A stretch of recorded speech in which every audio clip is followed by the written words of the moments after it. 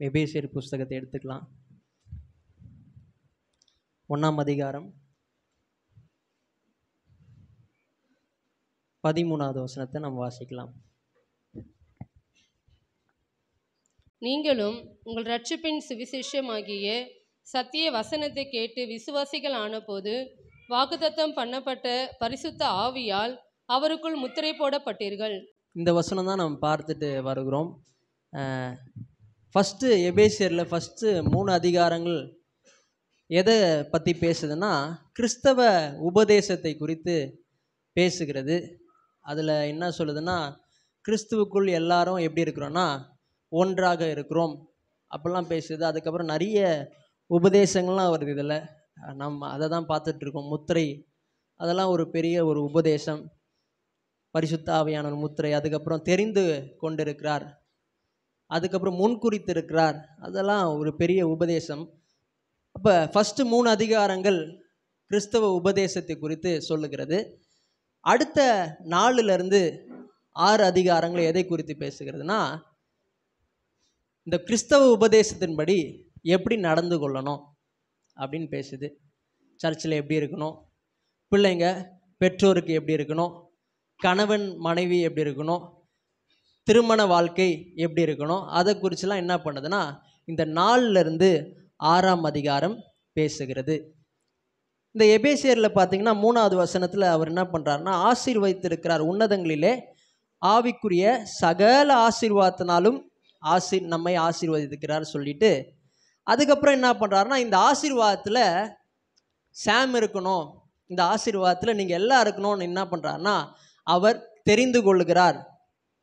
அதனால்தான் 4வது வசனம் சொல்லுகிறது, அவர் உலகத் தோற்றத்துக்கு முன்பாக தமக்கு முன்பாக நாம் அன்பில் பரிசுத்தம் உள்ளவர்களும் குற்றமில்லாதவருமாய் இருப்பதற்கு அவர் உலகத் தோற்றத்துக்கு முன்பாகவே கிறிஸ்துவுக்குள் நம்மை தெரிந்து கொண்டபடி. அப்போ உலகத் தோற்றத்துக்கு முன்பாகவே என்ன பண்ணிட்டார்னா நம்மை அவர் தெரிந்து கொண்டார். அந்த சிஸ்டர் எனக்கு சுவிசேஷம் சொன்னனால ஆண்டவர் எனக்கு தெரிந்து கொண்டார் அப்படி இல்லைங்க. பிதாவாகிய தேவன் என்ன பண்ணுறாருனா, உலகத் தோற்றத்துக்கு முன்பாகவே நீங்கள் நான் ஆசீர்வாதமாக இருக்கணும்னு தேவன் தெரிந்து கொண்டிருக்கிறார். ஆவிக்குரிய சகல ஆசீர்வாதத்தினாலும் நம்மை உலகத் தோற்றத்துக்கு முன்பாகவே ஆசீர்வதித்தார். ஆனால் தான் நம்ம இன்னைக்கு ஆசீர்வாதமாக இருக்கிறோம். ஹல்லேலூயா. அது மட்டும் இல்லை, அவர் என்ன பண்ணுறாருனா உலகத் தோற்றமாக தெரிந்து கொண்டார். தெரிந்து கொண்டதோடு விடல, என்ன பண்ணுறாருனா அவருடைய குமாரனை அனுப்பி, குமாரன் என்ன பண்ணுறாருனா இது எல்லாவற்றையும் நமக்கு சொந்தமாக்கி கொடுக்குறார். அதனால தான் இந்த வசனம் சொல்லுது, அவருடைய கிருபையின் ஐஸ்வர்யத்தின்படி 7வது வசனம், இவருடைய இரத்தத்தினாலே பாவம் மன்னிப்பாகிய மீட்பு இவருக்குள் நமக்கு உண்டாயிருக்கிறது. ஆண்டவர் சொல்கிறவர் மாத்திரம் இல்லை, ஆண்டவர் செஞ்சு முடிக்கிற தேவன். ஹல்லேலூயா. எதெல்லாம் உங்கள் வாழ்க்கையில் ஆண்டவர் சொல்லியிருக்கிறாரோ அதெல்லாம் ஆண்டவர் செய்வார். ஏன்னா இந்த வசனம்லாம் பார்க்கும்போது ஆண்டவர் சொல்கிறவர் மாத்திரம் இல்லை, ஆண்டவர் இயேசுவின் மூலமாய் எல்லாவற்றையும் செய்து முடிக்கிறார். அது மட்டும் இல்லை, இந்த 11லேருந்து 14வது வசனத்தை நம்ம பார்க்க ஆரம்பித்தோம். அதில் என்ன சொல்லியிருக்குன்னா, நாம் தேவனுடைய பிள்ளைகளாக இருக்கிறோம் என்று சொல்லியிருக்கிறார். அதுக்கப்புறம் என்ன பண்ணுறாருனா, பிள்ளைகளாக இருக்கிறோம் மட்டும் விடல, அவர் என்ன பண்ணுறாருனா 13வது வசனத்தில், நீங்களும் உங்கள் ரட்சிப்பின் சுவிசேஷமாகிய சத்திய வசனத்தை கேட்டு விசுவாசிகளான பொழுது வாக்குத்தத்தம் பண்ணப்பட்ட பரிசுத்த ஆவியினால் முத்திரை போடப்பட்டு நம் பிள்ளைகளாக மட்டும் ஆகலை, என்ன பண்ணுறாருனா பிள்ளைகளாக ஆயிட்டோன்னு ஆண்டவர் என்ன பண்ணுறாருனா பரிசுத்த ஆவியானவரை கொண்டு அவர் என்ன பண்ணுறாருனா ஊர்ஜிகப்படுத்துகிறார், சொல்லுகிறார், ஆத்தரைஸ் பண்ணுகிறார். ஆமேன். ஹல்லேலூயா. இயேசு உண்மையாகவே தேவனுடைய குமாரன் தான். ஆனால் என்ன பண்ணுறாருனா பரிசுத்த ஆவியானவரை கொண்டு என்ன பண்ணுறாருனா அவரை ஊர்ஜிகப்படுத்துகிறார். அவர் தேவனுடைய குமாரன் என்று அவர் சொல்லுகிறார். அப்போது அதெல்லாம் பார்க்க ஆரம்பித்தோம். பாருங்கள், பரிசுத்த ஆவியானவர் முத்திரை, பரிசுத்த ஆவியானவர் ஞானஸ்தானம், வாக்குத்தத்தம் பண்ணப்பட்ட பரிசுத்த ஆவியானவர், இது எல்லாமே என்னதுன்னா ஒன்று தான். பரிசுத்த ஆவிய முத்திரை, பரிசுத்த ஆவியின் ஞானஸ்தானம், வாக்குத்தத்தம் பண்ணப்பட்ட பரிசுத்த ஆவியானவர், இது 3மே பரிசுத்த ஆவியோட ஞானஸ்தானத்தை குறித்து தான் பேசுகிறது. ஞானஸ்தானம் என்னன்னா அபிஷேகம், அபிஷேகம் என்னன்னா நிரப்பப்படுதல், அதை குறித்து தான் பேசுகிறது. அப்போ நீங்கள் என்கிட்ட கேட்கலாம், அப்போ ஏன் இந்த இடத்துல அவர் ஞானஸ்தானம் சொல்லாமல் ஏன் இந்த இடத்துல முத்திரைன்னு சொல்லியிருக்கிறார் அப்படின்னு கேட்டிங்கன்னா, ஏன்னா இந்த 11லேருந்து 14வது வசனம் எதை குறித்து பேசுதுன்னா, நாம் பிள்ளைகளாக இருக்கிறோம் பேசுது. பிள்ளையாக இருக்கிறதுனால என்ன பண்ணுறாருன்னா, ஆண்டவர் பிள்ளையாக மட்டும் மாற்றலை, நம்மளுக்கு ஒரு முத்திரையும் போடுறார். ஆமென், அல்லேலூயா. பாருங்கள், இந்த போடியம், இந்த லோகோ இல்லைனாலும் இது யாருடைய போடியம் தான்? துதியின் வாசலுடைய போடியம் தான். ஆனால் முத்திரை போடும்போது இன்னும் அதிகமாய் அதற்கு ஒரு அடையாளம் வருகிறது, அது ஊர்ஜிக்கப்படுகிறது. ஆமென், அல்லேலூயா. ஆண்டவர் பிள்ளையா மாத்திட்டாரு. என்ன பண்றாருன்னா, பரிசுத்த ஆவியானவரை கொண்டு என்ன பண்றாருன்னா இன்னும் அதிகமாய் ஊர்ஜிக்கப்படுத்துகிறார். அல்லேலூயா. சரி, இன்னொரு காரியத்தை நாம் பார்க்க போகிறோம். நிறைய பேர் என்ன சொல்றாங்கன்னா, இது உங்களுக்கே தெரியாம நடந்துச்சு, அப்புறம் இது ஒரு அனுபவமே கிடையாது. உங்களுக்கே தெரியாமல் நடந்துச்சு, அப்புறம் இது ஒரு அனுபவமே கிடையாதுன்னு சொல்கிறாங்க. ஆனால் நான் என்ன சொல்ல போகிறேன்னா, இது உங்களுக்கே தெரியாமலாம் நடக்கலை, தெரிஞ்சுதான் நடக்குது. இது ஒரு அனுபவம்னு நான் காட்ட போகிறேன். சரி, இது உங்களுக்கே தெரியாமல் நடந்துச்சுன்னு அவங்க சொல்கிறாங்களே, அவங்க சும்மாலாம் சொல்ல மாட்டாங்க. எல்லாத்துக்கும் என்ன இருக்குது?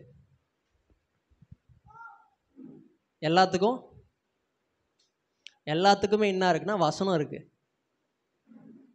நகை போடக்கூடாதுன்னு வசனம் இருக்குது, சென்ட்டு அடிக்கூடாதுன்னு வசனம் இருக்குது, மெத்த வீடு கட்டக்கூடாதுன்னு வசனம் இருக்குது, ஒன்றுத்துக்கு மேலே அதிகமாக வீடு வச்சுக்கூடாதுன்னு வசனம் இருக்குது, இப்போது ஒயிட் சாரி கட்டணும்னு வசனம் இருக்குது, முக்காடு போகணுன்னு வசனம் இருக்குது. ஆனால் என்ன சொல்லுது? அதுதான் சொல்லுதா அப்படின்னு கேட்டிங்கன்னா, நம்ம அது முன்ன பின்ன பார்க்கும்போது தான் அது என்ன குறித்து சொல்லுது நாம் பார்க்க முடியும். அதே போல் என்ன பண்ணுறாங்கன்னா, நிறைய பேர் என்ன சொல்கிறாங்கன்னா, இது உங்களுக்கே தெரியாமல் நடந்துச்சு, அதுக்கு ஒரு வசனத்தை வச்சுருக்காங்க. அது என்ன வசனம் நம்ம பார்க்க போகிறோம். 1 கொரிந்தியர் பார்க்கணும் அந்த வசனத்தை. ஏன்னா அந்த வசனத்தினால தான் நம்ம 3 வாரம் இதை பார்த்துன்னு இருக்கிறோம். அந்த வசனம் என்னது? 1 கொரிந்தியர் 12ஆம் அதிகாரம் 13வது வசனத்தை நாம் வாசிக்கலாம். நாம் யூதராயினும் கிரேக்கராயினும் அடிமைகளாயினும் சுயாதீனராயினும் எல்லாரும் ஒரே ஆவியினாலே ஒரே சரீரத்திற்குள்ளாக ஞானஸ்நானம் பண்ணப்பட்டு எல்லாரும் ஒரே ஆவிக்குள்ளாகவே தாகம் தீர்க்கப்பட்டோம். இங்க என்ன சொல்லுகிறார்? நாம் யூதராயினும் கிரேக்கராயினும் அடிமைகளாயினும் சுயாதீனனாயினும் எல்லாரும் ஒரே ஆவியினாலே ஒரே சரீரத்துக்குள்ளாக ஞானஸ்தானம் பண்ணப்பட்டு, எல்லாரும் ஆவியினால ஞானஸ்தானம் பண்ணப்பட்டு. அப்போ உங்களுக்கே தெரியாம என்ன ஆயிட்டோம்னா, எல்லாரும் பரிசுத்த ஆவியினால ஞானஸ்தானம் பண்ணப்பட்டோன்னு இந்த வசனம் சொல்றதுனால அவங்க என்ன சொல்றாங்கன்னா, உங்களுக்கே தெரியாம நீங்க ரட்சிக்கப்படும் பொழுதே பரிசுத்த ஆவியினால ஞானஸ்தானம் பண்ணப்பட்டீங்க அப்படின்னு சொல்லிட்டு அவங்க என்ன பண்றாங்கன்னா, இந்த வசனத்தை எடுத்து அவங்க காட்டுறாங்க. ஆனா இந்த வசனம் என்ன சொல்லுதுன்னா, எல்லாரும் ஒரே ஆவியினாலே ஒரே சரீரத்துக்குள்ளாக ஞானஸ்தானம் பண்ணப்பட்டு. எல்லாரும் என்ன பண்றாருன்னா, நாம் ரட்சிக்கப்படும் பொழுது ஆண்டவர் என்ன பண்றாருன்னா, பரிசுத்த ஆவி என்ன பண்றாருன்னா, என்ன கிறிஸ்துவின் சரீரத்துக்குள்ளாக முக்குறார், இம்மர்ஸ் பண்றார். நம்மளை எல்லாரும் என்ன பண்றாருன்னா, நம்ம ரட்சிக்கப்படும் பொழுதே இதான் சாம்னு வச்சுக்கோங்க, இதான் பரிசுத்த ஆவியான்னு வச்சுக்கோங்க. பரிசுத்த ஆவி என்ன பண்றாருன்னா, கிறிஸ்துவின் சரீரத்துக்குள்ளாக முக்குறார். ஆமென், அல்லேலூயா. அதனால தான் நான் சொல்றேன், நான் யாருன்னா கிறிஸ்துவுக்குள்ள இருக்கிறேன். எப்படி சொல்றோம்?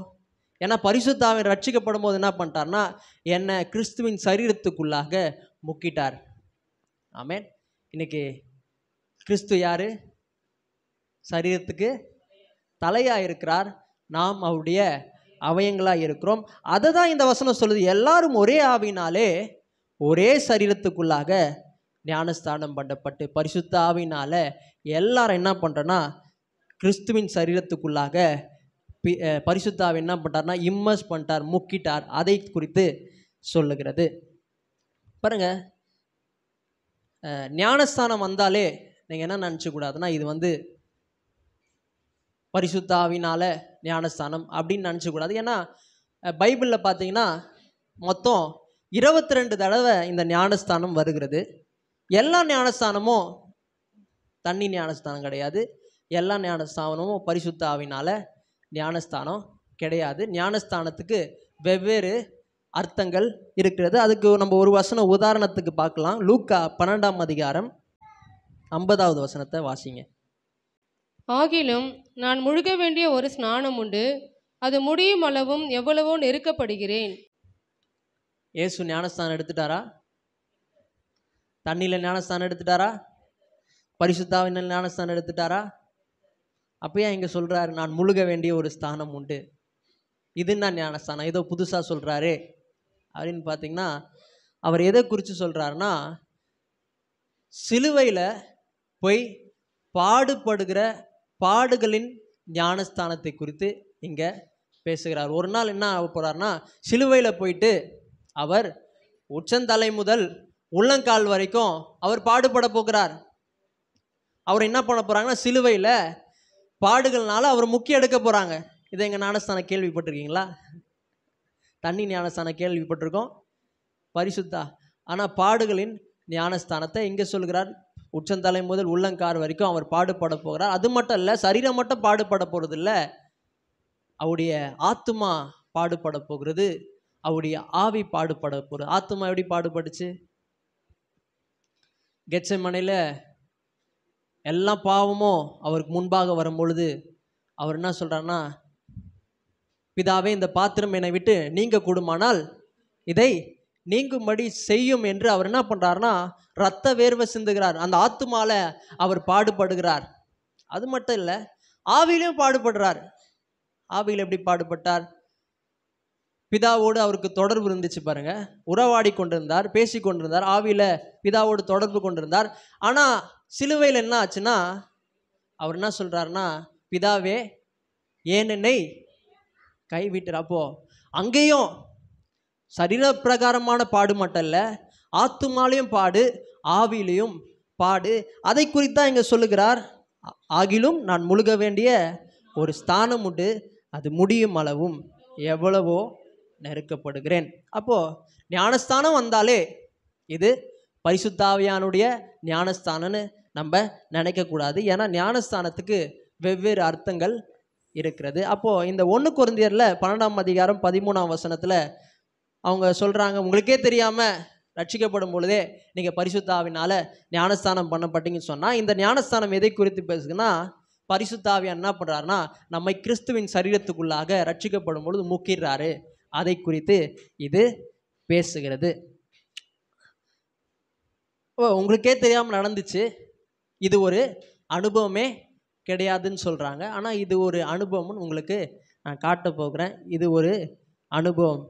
அப்போஸ்தலர் 2ஆம் அதிகாரம் 2ஆம் அதிகாரத்தில் பார்த்தீங்கன்னா, பெந்தேகோஸ்தே என்னும் நாள் வந்தபோது அவர்கள் எல்லாரும் ஒருமனப்பட்டு ஓரிடத்தில் வந்திருந்தார்கள். அப்பொழுது பலத்த காற்று அடிக்கிற முழக்கம் போல வானத்திலிருந்து சடிதியாய் ஒரு முழக்கம் உண்டாகி அவர்கள் உட்கார்ந்த வீடு முழுவதையும் நிரப்பிற்றி, அல்லாமலும் அக்கினிமயமான நாவுகள் போல பிரிந்திருக்கும் நாவுகள் அவர்களுக்கு காணப்பட்டு அவர்கள் ஒவ்வொருவர் மேலும் வந்து அமர்ந்தது. அவர்கள் எல்லாரும் பரிசுத்தாவினாலே நிரப்பப்பட்டு ஆவியானவர் தங்களுக்கு தந்தரில வரத்தின்படியே வெவ்வேறு பாஷைகளை பேசத் தொடங்கினார்கள். வானத்தில் அந்த சத்தத்தை கேட்ட உடனே ஒரு பெரிய ஒரு சத்தம் கேட்குது. கேட்ட உடனே என்ன பண்ணுறாங்கன்னா, இங்கே நம்ம இப்போ ஒரு சத்தம் கேட்குது, ஒரு பெரிய சத்தம் கேட்குது இந்த ஊரில். கேட்ட உடனே எல்லாரும் என்ன பண்ணுறாங்கன்னா, அந்த இடத்துக்கு போய் பார்ப்பாங்க என்னான்னு. அதே போல் ஒரு சத்தம் கேட்டிருக்கு. அங்கே என்ன பண்ணுறாங்கன்னா, 5ஆவது வசனத்தை பார்த்தா, வானத்தின் கீழே இருக்கிற சகல தேசத்தாரிலும் இருந்து வந்த தேவ பக்தி உள்ள யூதர்கள் அப்பொழுது எருசலேமிலே வாசம் பண்ணினார்கள். அந்த சத்தம் உண்டான போது திரளான ஜனங்கள் கூடி வந்து தங்கள் தங்கள் பாஷைகளே அவர்கள் பேசுகிறதை அவர்கள் கேட்டபடியினாலே கலக்கம் அடைந்தார்கள். பாருங்க, அனுபவமே இல்லைன்னா அவங்க ஏங்க கலக்கம் அடையணும்? நிறைய பேர் என்ன சொல்றாங்கன்னா, இது ஒரு அனுபவமே கிடையாது. அனுபவமே இல்லைன்னா ஏன் அவங்க கலக்கம் அடைகிறார்கள்? அப்புறம் பார்த்தீங்கன்னா, எல்லாரும் பிரமித்து எல்லாரும் என்ன பண்றாங்கன்னா, ஒரு ஸ்டன்னாகி நிற்கிறாங்க. அந்த சத்தத்தை கேட்டு அந்த அனுபவத்தை பார்த்து எல்லாரும் பிரமிக்கிறார்கள். அப்புறம் பார்த்தீங்கன்னா, ஆச்சரியப்பட்டு எல்லாரும் ஆச்சரியப்படுகிறார்கள். பாருங்க, அனுபவமே இல்லைன்னா ஏன் ஆச்சரியப்படணும்? அப்புறம் பார்த்தீங்கன்னா, ஒருவர் பார்த்து இதோ பேசுகிற இவர் எல்லாரும் கலிலேயர் அல்லவா? அப்படி இருக்க நம்மில் அவர்களுடைய ஜென்ம பாஷையிலே இவர்கள் பேச கேட்கிறோமே, இது எப்படி அப்படின்னு அவங்க என்ன பண்ணுறாங்கன்னா ஆச்சரியப்படுகிறார்கள். அது மட்டும் இல்லை, 12வது வசனத்தை பாருங்க, வாசிங்க. எல்லாரும் பிரமித்து சந்தேகப்பட்டு இது என்னமாய் முடியுமோ என்று ஒருவரோடு ஒருவர் சொல்லிக் கொண்டார்கள். பாருங்க, எல்லாரும் என்ன பண்றாங்க, திருப்பியும் பிரமித்து சந்தேகப்பட்டு இது என்னமாய் போய் முடியுமோ என்று ஒருவரோடு சொல்லி கொண்டார்கள். மற்றவர்கள் இவர்கள் மதுபானத்தினால் நிறைந்திருக்கிறவர்கள் என்று பரியாசம் பண்ணினார்கள். பாருங்க, ஏதோ ஒன்று அந்த இடத்துல ஒரு வழக்கத்துக்கு மாறாக ஏதோ ஒன்று அங்க நடந்து இருக்கிறது. பாருங்க, இது ஒரு அனுபவம். ஆமென். இன்றைக்கு கூட சபையில் நம்ம இது பண்ணுறோம். சில நேரங்கள் என்ன பண்ணுறாங்கன்னா, அவங்களுக்கே தெரியாமல் அவங்க பரிசுத்த ஆவியினால் நிரப்பப்பட்டு அவங்க என்ன பண்ணுறாங்கன்னா, சில பேர் அழுவுறார்கள், சில பேர் என்ன பண்ணுறாங்க குதிக்கிறார்கள், சில பேர் என்ன பண்ணுறாங்கன்னா கத்துறாங்க, அந்நிய பாஷையில் பேசுகிறாங்க. ஏன்னா இது ஒரு அனுபவம். இது நம்ம அனுபவமே இல்லைன்னு நம்ம சொல்ல முடியாது. இது உங்களுக்கே தெரியாமல் நீங்கள் ரட்சிக்கப்படும் போதே நடந்துச்சுன்னோ சொல்ல முடியாது. இன்னொரு வசனத்தை நான் காட்டுறேன். 8வது அதிகாரத்தை வாசிங்க. அப்போஸ்தலர் 8ஆம் அதிகாரம் 18வது வசனத்தை வாசிங்க. அப்போஸ்தலர் தங்கள் கைகளை அவர்கள் மேல் வைத்ததினால் பரிசுத்த ஆவி தந்தருளப்படுகிறதை சீமோன் கண்டபோது அவர்களிடத்தில் பணத்தை கொண்டு வந்து.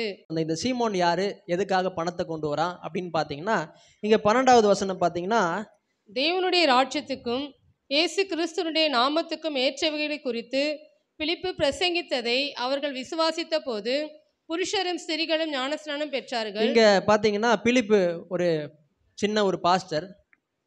அவர் என்ன ஆயிடுறாருன்னா, ரட்சிக்கப்பட்டு ஒரு பாஸ்டர் ஆயிடுறாரு. பாஸ்டர் ஆகிட்டவுடனே அவர் என்ன பண்ணுறாருன்னா, போய் பிரசங்கம் பண்ணுறாரு. அவர் பிரசங்கத்தை கேட்டு நிறைய பேர் என்ன ஆயிட்டாங்கன்னா ரட்சிக்கப்பட்டாங்க, விசுவாசிகள் ஆகிட்டு அப்புறம் ஞானஸ்தானமும் எடுத்துட்டாங்க. அப்பொழுது சீமோனும் விசுவாசித்து ஞானஸ்தானம் பெற்று. இந்த சீமோன் யாருன்னா, மாய வித்தக்காரன், இஸ் எ மெஜிஷியன், சாசரர்னு சொல்லுவாங்க.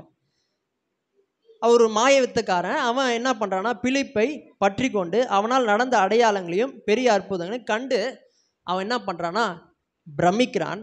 அதுக்கப்புறம் வாசிங்க 14வது வசனம்.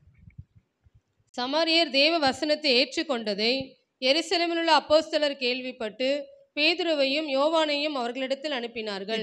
பிலிப்பு பிரசங்கம் பண்ணும்போது எல்லாரும் ஞானஸ்தானம் எடுத்துட்டாங்க கேள்விப்பட்டு என்ன பண்றாங்கன்னா, பேதுருவையும் யோவானையும் அந்த இடத்துக்கு அனுப்பினார்கள். எதுக்கு அனுப்புறாங்க பார்த்தீங்கன்னா 15வது வசனம். இவர்கள் வந்த பொழுது அவர்களில் ஒருவனும் பரிசுத்த ஆவியை பெறாமல் கர்த்தராகிய இயேசுவின் நாமத்தினாலே ஞானஸ்நானத்தை மாத்திரம் பெற்றிருந்தவர்களாக கண்டு.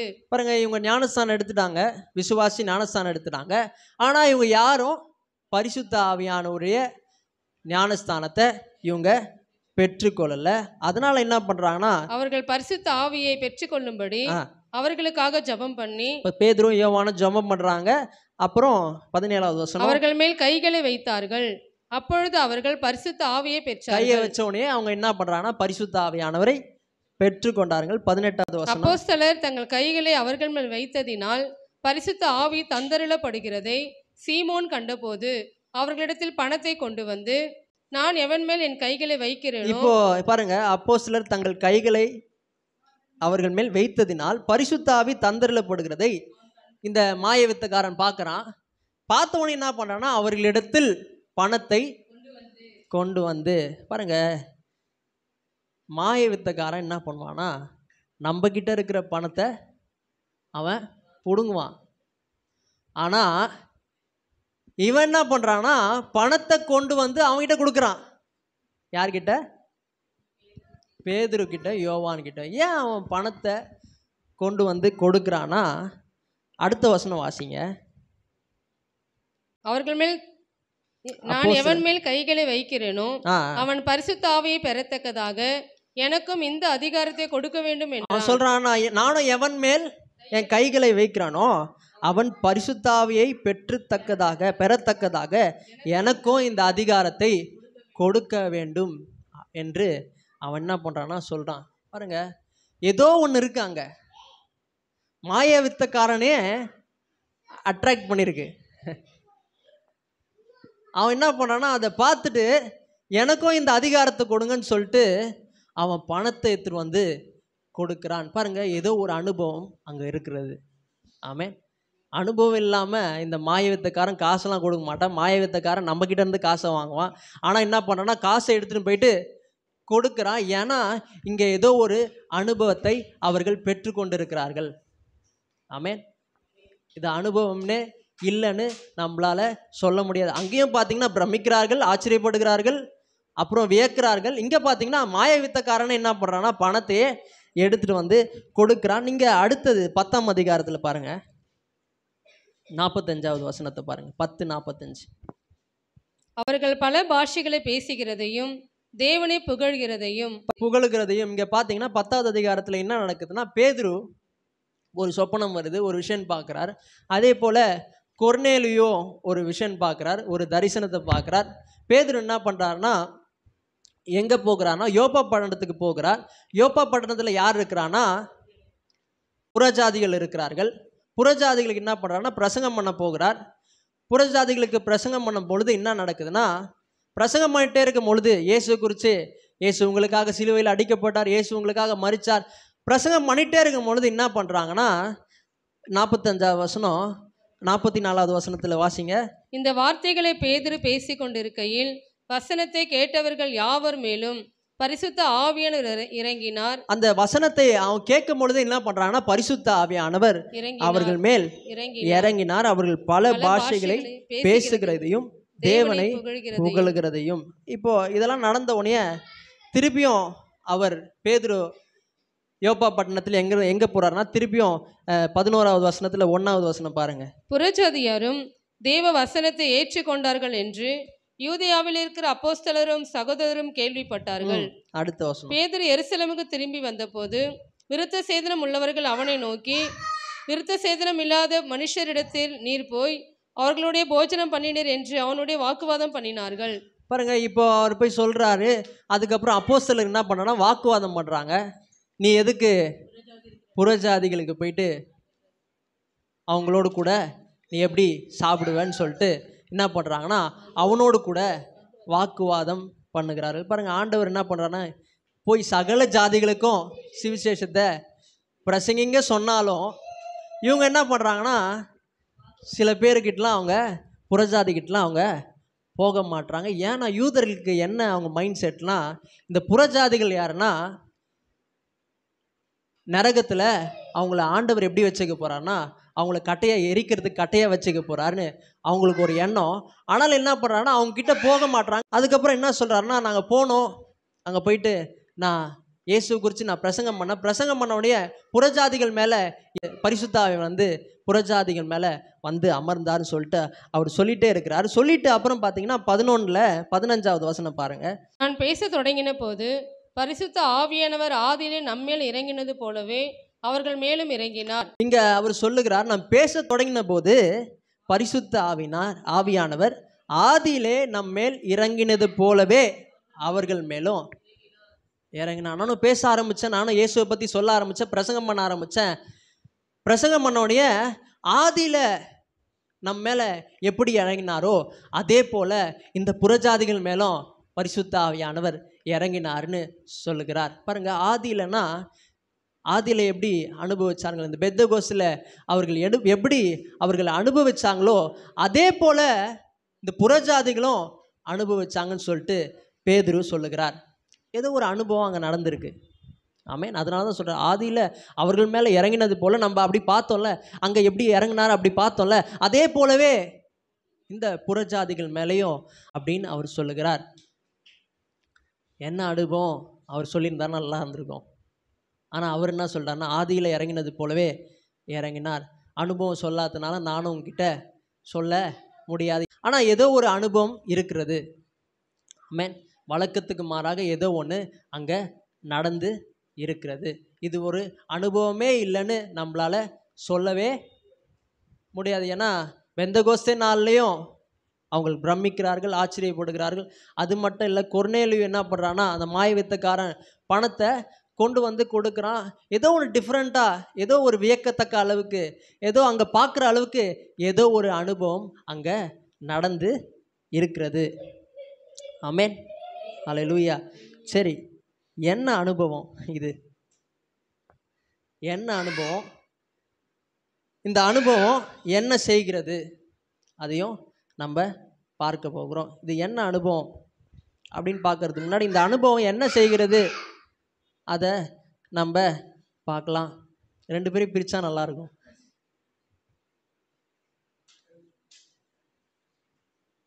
ரோமர் 8ஆம் அதிகாரம் 16வது வசனத்திலிருந்து 17வது வசனத்தை வாசிங்க. நாம் தேவனுடைய பிள்ளைகளாக இருக்கிறோம் என்று ஆவியானவர் தாமே நம்முடைய ஆவியுடனே கூட சாட்சி கொடுக்கிறார். நாம் பிள்ளைகளானால் சுதந்திரரும் ஆமே, தேவனுடைய சுதந்திரரும் கிறிஸ்துக்கு உடன் சுதந்திரரும் ஆமே. கிறிஸ்துடனே கூட நாம் மகிமைப்படும்படிக்கு அவரோட கூட பாடுபட்டால் அப்படி ஆகும். இங்கே இந்த வசனத்தை பார்க்கும் பொழுது எபேசியரில் நாம் பார்க்கிற வசனத்தை போலவே இந்த வசனமும் இருக்குது. அங்கே என்ன பண்ணுறாருன்னா சுகதரன் சொல்கிறார். அப்புறம் பார்த்தீங்கன்னா பரிசுத்த ஆவினால் முத்திரையை போடுறார். இங்கே என்ன பண்ணுறாருன்னா பிள்ளைகள்னு சொல்கிறார். அப்புறம் என்ன பண்ணுறாருன்னா சுகந்திரன் சொல்கிறார். அப்புறம் என்ன பண்ணுறாருன்னா பரிசுத்த ஆவியான் உங்கள் இருதயங்களை சாட்சி கொடுக்கிறார். இந்த அனுபவம் என்ன செய்கிறதுனா பரிசுத்த ஆவியான உள்ளே இருந்து நாம் பிள்ளைகள் என்று அவர் என்ன பண்ணுறாருனா ஊர்ஜிகப்படுத்துகிறார். அவர் என்ன பண்ணுறாருனா சொல்லுகிறார். ஆமென். இந்த அனுபவம் என்ன பண்ணுதுன்னா பரிசுத்த ஆவி உள்ளே இருந்து என்ன பண்ணுறாருனா நாம் தேவனுடைய பிள்ளைகள் என்று அவர் சொல்லுகிறார். இதுக்கு இணையாக ஒரு வசனம் பார்த்தீங்கன்னா கலாத்தியர் 4ஆம் அதிகாரம் 6வது வசனத்தை பாருங்கள். மேலும் நீங்கள் புத்திரராக இருக்கிறபடியினால் அப்பா பிதாவே என்று கூப்பிடத்தக்கதாக தேவன் தமது குமாரனுடைய ஆவியை உங்கள் இருதயங்களில் அனுப்பினார். பாருங்க, மேலும் நீங்கள் புத்திரராக இருக்கிறபடியால், யாரு? நம்ம பிள்ளைங்க தான். பிள்ளைகளாக இருக்கிறபடியால் அப்பா பிதாவே என்று கூப்பிடத்தக்கதாக தேவன் தமது குமாரனுடைய ஆவியை உங்கள் இருதயங்களிலே அனுப்பினார். என்ன பண்ணுறாருன்னா நம்ம பிள்ளைகளாக தான் இருக்கிறோம். என்ன பண்ணுறாருனா பரிசுத்த ஆவியானவர் உள்ளே இருந்து என்ன பண்ணுறாருனா நம் பிள்ளைகள் என்று அவர் என்ன பண்ணுறாருனா சொல்லுகிறார். அதான் இந்த அனுபவம் செய்கிறது. இந்த வசனத்தை இன்னும் அதிகமாக நம்ம புரிஞ்சுக்கொள்ளணும்னா இந்த 1வது வசனத்திலிருந்து நாம் வாசித்தா நம்மளுக்கு புரிஞ்சிடும். கலாத்தியர் 4ஆம் அதிகாரத்தில் 1வது வசனம் பாருங்கள். இன்னும் நான் சொல்லுகிறது என்னவெனில், சுதந்திரவாளியானவன் எல்லாவற்றிற்கும் எஜமானா இருந்தும் அவன் சிறு பிள்ளையா இருக்கும் காலம் அளவும் அவனுக்கும் அடிமையானவனுக்கும் வித்தியாசம் இல்லை. இங்க பார்த்தீங்கன்னா பின்னும் நான் சொல்லுகிறது என்னவெனில், சுதந்திரவாளியானவன் எல்லாவற்றுக்கும் எஜமானா இருந்தோம். இதை எதுலேருந்து எழுதுகிறார்னா யூதருடைய கலாச்சாரத்திலேருந்து அதை வச்சு என்ன பண்ணுறாருனா பவுல் எழுதுகிறார். சுதந்திரவாளியானவன் எல்லாவற்றுக்கும் எஜமானா இருந்தோம். சுதந்திரவாளின் எல்லாவற்றுக்கும் எப்படி இருக்கிறான்னா எஜமானா இருக்கிறான்.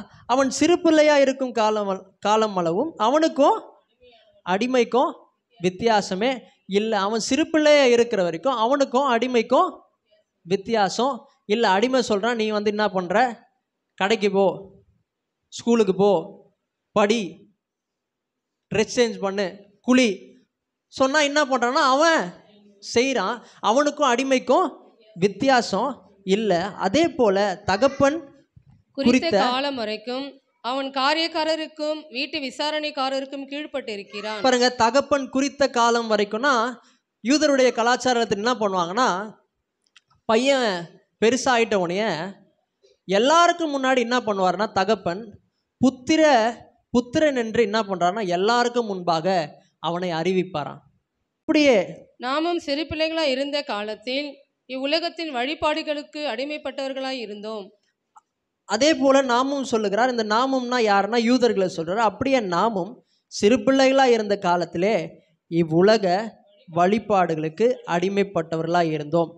அதுக்கப்புறம் வாசிங்க. நாம் புத்திர சுவிகாரத்தை அடையும்படி நியாய பிரமாணத்திற்கு கீழ்ப்பட்டவர்களை மீட்டு கொள்ளத்தக்கதாக காலம் நிறைவேறின போது சிறினிடத்தில் பிறந்தவரும் நியாய பிரமாணத்திற்கு கீழானவருமாகிய தம்முடைய குமாரனை தேவன் அனுப்பினார். மேலும் நீங்கள் புத்திரராக இருக்கிறபடியினால் அப்பா பிதாவே என்று கூப்பிடத்தக்கதாக தேவன் தமது குமாரனுடைய ஆவியை உங்கள் இருதயங்களில் அனுப்பினார். பாருங்க, எப்படி அந்த பிள்ளைய எல்லாருக்கும் முன்னாடி என்ன பண்றாருன்னா குமாரன் என்று ஒரு வயது வந்தோடனே எப்படி பெரிய பையனானோடனே எல்லாருக்கும் முன்னாடி எப்படி புத்திரன் எப்படி குமாரன் என்று எல்லாருக்கும் முன்னாடி அறிவிக்கிறாரோ அதே போலவே என்ன பண்றாருன்னா மேலும் நீங்கள் புத்திரராக இருக்கிறபடியால் நம்ம பிள்ளைகளாக இருக்கிறபடியால் அப்பா பிதாவே என்று கூப்பிடத்தக்கதாக தேவன் தமது குமாரனுடைய ஆவியை உங்கள் இருதயங்களே அனுப்பினார். நம்ம புத்திரராக இருக்கிறபடியால் என்ன பண்ணுறாருன்னா, இயேசு வந்துட்டார். இயேசு வந்தோடனே என்ன பண்ணுறாருன்னா, பரிசுத்தாவியானவரை கொண்டு, பரிசுத்தாவியானவருடைய ஞானஸ்தானத்தை கொண்டு நாம் பிள்ளைகளாக இருக்கிறோம் என்று பரிசுத்தாவி என்ன பண்ணுறாருன்னா உள்ளே இருந்து சொல்லுகிறார். ஆமென், அல்லேலூயா. பிள்ளைதான், ஆனால் என்ன பண்ணுறாருன்னா பரிசுத்தாவியார் என்ன பண்ணுறாருன்னா உள்ளே இருந்து நாம் பிள்ளைகள் என்று அவர் சொல்லுகிறார். ஆமென். இதில் பார்த்தீங்கன்னா ஒரு வார்த்தை இருக்கும், அப்பா பிதாவே என்று கூப்பிடத்தக்கதாக. இந்த அப்பா பிதாவே அப்படின்னா என்னதுன்னா, ஆங்கிலத்தில் பார்த்தீங்கன்னா ஆபா ஃபாதர்னு வரும். ஆபானா என்னதுன்னா ஒரு அரமேக் வேர்டுன்னு சொல்லுவாங்க. இந்த அரமேக் இந்த மொழியை தான் யார் பேசினான்னா இயேசு பேசினார்னு சொல்லுகிறாங்க. அந்த ஆபா அந்த வார்த்தைக்கு அர்த்தம் என்னதுன்னா ஏன் தகப்பன் அர்த்தம். ஆனால் ரொம்ப க்ளோஸாக இருக்கிறவர். ஏன் தகப்பன். ஃபாதர்னா உங்களுக்கே தெரியும், பிதா. பாருங்க,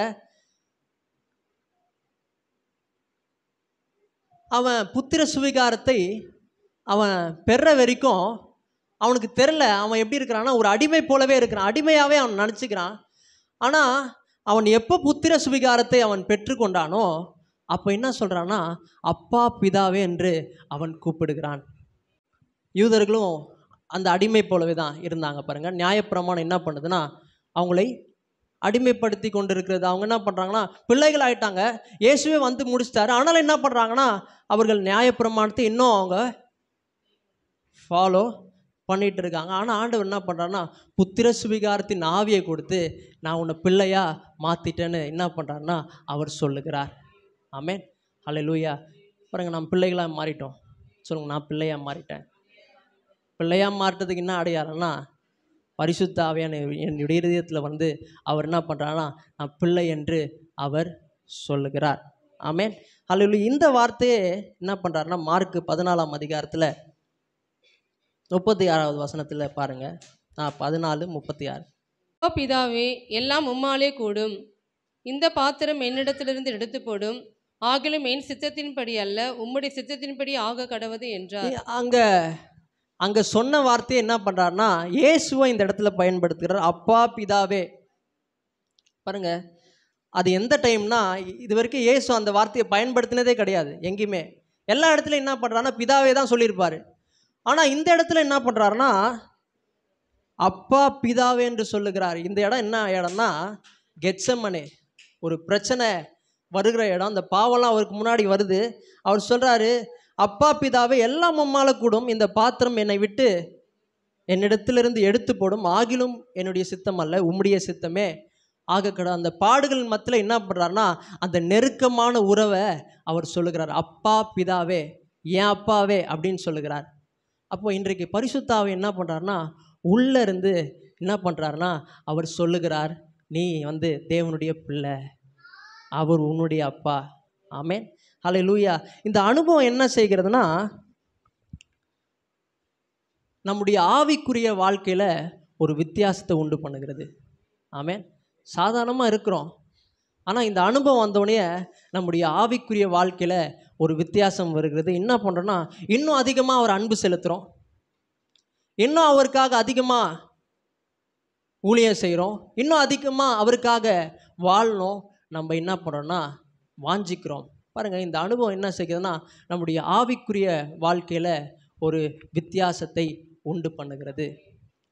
இந்த அனுபவம் என்ன செய்யுதுன்னா நாம் தேவனுடைய பிள்ளைகள் என்று என்ன பண்ணுறாருன்னா பரிசுத்த ஆவியானவர் உள்ளே இருந்து அவர் சாட்சி கொடுக்கிறார். அவர் உள்ளே இருந்து அவர் சொல்லுகிறார். அந்த அனுபவம் வந்தால் தான் நம்ம பிள்ளைகளா? அந்த அனுபவம் இருக்கிறதுனால தான் நம்ம பிள்ளைகளா? இல்லை, நம்ம பிள்ளைகளாக இருக்கிறதுனால என்ன பண்ணுறாருன்னா பரிசுத்த ஆவியானவரை கொண்டு உண்மையாகவே அவன் பிள்ளைன்னு என்ன பண்ணுறாருன்னா உள்ளேருந்து அவர் சாட்சி கொடுக்கிறார். அல்லேலூயா. அந்த அனுபவம் வரும்போது அவனுடைய வாழ்க்கையை வித்தியாசமாய் மாறிவிடுகிறது. அல்லேலூயா. சரி, இந்த அனுபவத்தை குறித்து என்ன பண்ணுறாங்கன்னா சில பேர் மேற்கோள் காட்டுகிறார்கள். 17ஆம் நூற்றாண்டில் வாழ்ந்த பெரிய பிரசங்கியாளர்கள் அவங்க என்ன பண்ணுறாங்கன்னா இது என்ன அனுபவம்னு அவங்க சொல்கிறாங்க. ஃபஸ்ட்டு நம்ம யாரை பார்க்க போகிறோன்னா தாமஸ் குட்வின்னு ஒருத்தரை பார்க்க போகிறோம். அவர் பார்த்தீங்கன்னா பெரிய ஒரு ப்ரீச்சர். அவர் என்ன சொல்கிறாருன்னா, ஒரு வெளிச்சம் வந்துச்சான். அந்த அனுபவம் அவர் பரிசுத்த ஆவியினால ஞானஸ்தானம் எடுக்கும்போது ஒரு வெளிச்சம் வந்து அவர் மேலே இறங்கிச்சான். வெளிச்சம் வந்து அவர் மேலே இறங்கி அது என்ன சொல்லுச்சுன்னா, நீ தேவனுடையவன், தேவன் உன்னுடையவன், தேவன் உன்னை நேசிக்கிறார் என்று அந்த வெளிச்சம் சொல்லிச்சான். அந்த அனுபவம் பாருங்க. அதே போல தான் பரிசுத்தாவி உள்ளே இருந்து என்ன பண்ணுறாருன்னா, நீ தேவனுடையவன், நீ தேவனுடைய பிள்ளை எப்படி சொல்லுகிறாரோ அதே போல் இவரும் அந்த அனுபவிச்சிருக்கிறார். ஒரு வெளிச்சம் வந்து என்ன பண்ணுதுன்னா, நீ தேவனுடையவன், தேவன் உன்னுடையவன், தேவன் உன்னை ரொம்ப நேசிக்கிறாருன்னு அந்த வெளிச்சம் சொல்லிச்சான் பாருங்க. அடுத்தது என்ன சொல்கிறாருன்னா, it is the next thing to heaven, you have no more, you can have no more until you come thither அப்படின்னு சொல்லுகிறார். இது வந்து பரலோகத்துக்கு அடுத்தபடியாக இருக்கிறது. இதை தாண்டி ஒரு நல்ல அனுபவம்னு சொன்னால் அது பரலோகம். ஆமென். ஒரு நல்ல அனுபவம்னு சொன்னால் பரலோகம். பரலோகத்துக்கு முன்னாடி என்னன்னா, பரலோகத்துக்கு அடுத்தபடியாக எது இருக்குன்னா இந்த அனுபவம் இருக்கிறது. ஆமென். அல்லேலூயா. எல்லாரும் இந்த அனுபவத்தை இந்த உலகத்திலே நாம் அனுபவிக்க வேண்டும். ஆமென். இதை தாண்டி ஒரு அனுபவம் இருக்குன்னா நல்ல அனுபவம்னா அது பரலோகம். அப்போது இது ஏதோ ஒரு பெரிய ஒரு மகத்தான அனுபவம்னு சொல்லுகிறார். அதுக்கப்புறம் ஜான் வெஸ்லி அவர் என்ன சொல்லுகிறார்னா, அவர் யாருன்னா மெத்தடிஸ்ட் சபையுடைய ஃபவுண்டர். அவரும் பெரிய ப்ரீச்சர். அவர் என்ன சொல்கிறாருன்னா, அன்பு, சந்தோஷம், சமாதானம் முன்ருசியாக ஓரளவுக்கு இந்த உலகத்தில் அனுபவிக்கலாம். அன்பு, சந்தோஷம், சமாதானம் இதெல்லாம் நம்ம இந்த உலகத்தில் நம்ம எப்படி அனுபவிக்கலாம்னா ஓரளவுக்கு அனுபவிக்கலாம் முன்ருசியாக. ஆனால் ஆழமாக அதிகமாக நாம் இந்த அனுபவத்தில் பெற்றுக்கொள்கிறோம். ஆமென். இந்த அனுபவம் வரும் பொழுது, இந்த பரிசுத்த ஆவியானுடைய ஞானஸ்தானத்தை நம்ம பெற்றுக்கொள்ளும்போது அன்பு, சந்தோஷம், சமாதானம் இது என்ன பண்ணோம்னா ரொம்ப ஆழமாக அதிகமாக இந்த அனுபவத்தை அப்போ நாம் அனுபவிக்கிறோம்னு சொல்லுகிறார். ஆமென். ஹல்லேலூயா. ஏதோ ஒன்று இந்த அனுபவத்தில் டிஃப்ரெண்ட்டாக இருக்குது. ஜோனத்தான் எட்வர்ட் அவர் என்ன சொல்லுகிறாரு பாருங்க. அவர் வந்து ஃபிலாசபர், அவர் வந்து தத்துவ ஞானி. பாருங்க, தத்துவ ஞானிகள் வந்து அறிவை மட்டும் தான் நம்புவாங்க, ஆனால் அனுபவத்தெல்லாம் நம்ப மாட்டாங்க. ஆனால் அவர் என்ன சொல்கிறாருன்னா, நான் ஒரு நாள் வந்து ஹார்ஸில் போயிட்டு இருந்தேன். எப்பயுமே ஹார்ஸில் போயிட்டு ஒரு இடத்துல போய் அவர் ஜெபம் பண்ணுவார். அதே போல் அவர் ஹார்ஸில் போயிருக்கிறார். போயிட்டு ஒரு இடத்துல அவர் ஜெபம் பண்ணும் போது அவர் என்ன சொல்கிறாருன்னா, நான் ஒரு விஷனை பார்த்தேன். அங்கே பார்க்கும்போது யார் இருந்தாருன்னா இயேசு இருந்தார். இயேசு எப்படி இருந்தாருன்னா ஒண்டர்ஃபுல்லாக இருந்தார், அற்புதமாக இருந்தார். அது மட்டும் இல்லை, கிரேட் அப்படி சொல்கிறாரு. அப்புறம் ஃபுல் முழுமையாக இருந்தார். அப்புறம் பியூர் பரிசுத்தமாக இருந்தார். அதுக்கப்புறம் என்ன சொல்கிறாருன்னா ரொம்ப ஸ்வீட் கிரேஸ், அவர் கிருபையுள்ளவராக இருந்தார், அன்புள்ளவராக இருந்தார். அப்புறம் மீக்குன்னு சொல்கிறாரு, சாந்தமாக இருந்தார். அப்புறம் ஜென்டில், அவர் தாழ்மையாக இருந்தார். அவரை நான் பார்த்தேன். அதை பார்க்கும் பொழுதே எனக்கே தெரியாமல் கிட்டத்தட்ட 1 hour நான் அழுதேன். அந்த அனுபவத்தை அப்போ எனக்கே தெரியாமல் நான் 1 hour அழுவுறேன். சத்தத்தை உயர்த்தி நான் கத்துறேன் அப்படி சொல்கிறாரு. சொல்லிவிட்டு அவர் சொல்கிறாரு, அந்த நிமிஷத்துலேருந்து அந்த நொடி பொழுதுலேருந்து நான் என்ன பண்ணேன்னா இயேசுக்காக மட்டும்தான் வாழ்வேன், இயேசுவை அன்பு செலுத்துவேன், இயேசுவே நம்புவேன், ட்ரஸ்ட் பண்ணுவேன். அவருக்காக I will live upon him, நான் அவருக்காகவே வாழுவேன். அப்புறம் சொல்கிறாரு, ஐ வில் சர்வ் ஹிம், அவருக்காக நான் ஊழியம் செய்வேன். அது மட்டும் இல்லை, ஐ வில் ஃபாலோ ஹிம், அவரை நான் பின்தொடருவேன்னு சொல்லிட்டு அவர் தன்னை அர்ப்பணிச்சிருக்கிறார். ஆமென். ஹல்லேலூயா. பாருங்க, இந்த அனுபவம் யாரெல்லாம் பெற்றுக்கொண்டாங்களோ அவங்க சாதாரணமாக இருந்தவர்களாக சரித்திரமே கிடையாது. அவங்க தேவனுக்காக பெரிய பெரிய காரியங்களை செஞ்சாங்க. இந்த தாமஸ் குட்வின் சரி, ஜான் வெஸ்லி சரி, ஜோனத்தான் எட்வர்ட் சரி, நிறைய பேர், டிஎல் மூடிலாம் இருக்கிறார். அவரும் இந்த அனுபவத்தை பற்றிலாம் சொல்கிறார். அவரெல்லாம் பெரிய பெரிய அற்புதங்கள்லாம் செஞ்சவர் பாருங்க. ஏன்னா இந்த அனுபவம் என்ன பண்ணுறதுன்னா நம்முடைய ஆவிக்குரிய வாழ்க்கையில் ஒரு வித்தியாசத்தை உண்டு பண்ணுகிறது. ஆமென். ஹல்லேலூயா. நிறைய பேர் என்ன சொல்கிறாங்கன்னா, இதெல்லாம் இந்த அனுபவம்லாம் கிடையாதுங்க. இதெல்லாம் நம்ம ரட்சிக்கப்படும் பொழுதே நம்ம பரிசுத்த ஆவினால முத்திரை போடப்பட்டோம்னு சொல்கிறாங்க. ஆனால் அப்படி கிடையாது. அப்போஸ்தலர் புஸ்தகத்தில் நீங்கள் ஃபுல்லாக படித்து பார்த்தீங்களாலே அவங்க விசுவாசிகள் ஆயிட்டாங்க. ஆனால் விசுவாசிகள் ஆன பிறகு தான் என்ன பண்ணுறாருன்னா அவங்க பரிசுத்த ஆவினால அவர்கள் முத்திரை போடப்படுகிறார்கள். அப்போது இந்த அனுபவத்தை நம்ம வாஞ்சிக்கணும். ஏதோ ஒன்று இதில் இருக்குது. நம்ம மற்றவங்க மாதிரி அந்த மெத்தடிஸ்ட், அந்த பேப்டிஸ்ட்டு, அந்த லுத்ரன் மாதிரி நம்ம அப்படி போயிடக்கூடாது. நம்ம என்ன பண்ணால் வசனத்தின்படி நாம் பார்க்க வேண்டும். ஆமென். வசனம் என்ன சொல்லுது? அனுபவம்னு சொல்லுதா? வசனம் என்ன சொல்லுது? ரட்சிக்கப்பட்ட பிறகு நடக்கிற ஒரு சம்பவம்னு சொல்லுதா? வசனம் சொல்கிறத நான் ஃபாலோ பண்ணுவேன், வசனம் சொல்கிறத நான் வாஞ்சிப்பேன், வசனம் சொல்கிறத நான் ஆசைப்படுவேன், வசனம் சொல்கிறத நான் விரும்புவேன்னு சொல்லிட்டு இந்த அபிஷேகத்தை நாம் பெற்றுக்கொள்ள வேண்டும். ஆமென். இந்த அனுபவம் இருந்தால் தான். எங்கள் ராஜன் சின்னத்துறைன்னு ஒருத்தர் இருந்தார் பைபிள் காலேஜில். அவர் என்ன சொல்லுவார்னா, பரிசுத்தாவின் அபிஷேகத்தை பெறாமல் நீ ஊழியத்துக்கே போகாதுன்னு சொல்லுவார். ஏன்னா அந்த அபிஷேகம் இல்லைன்னா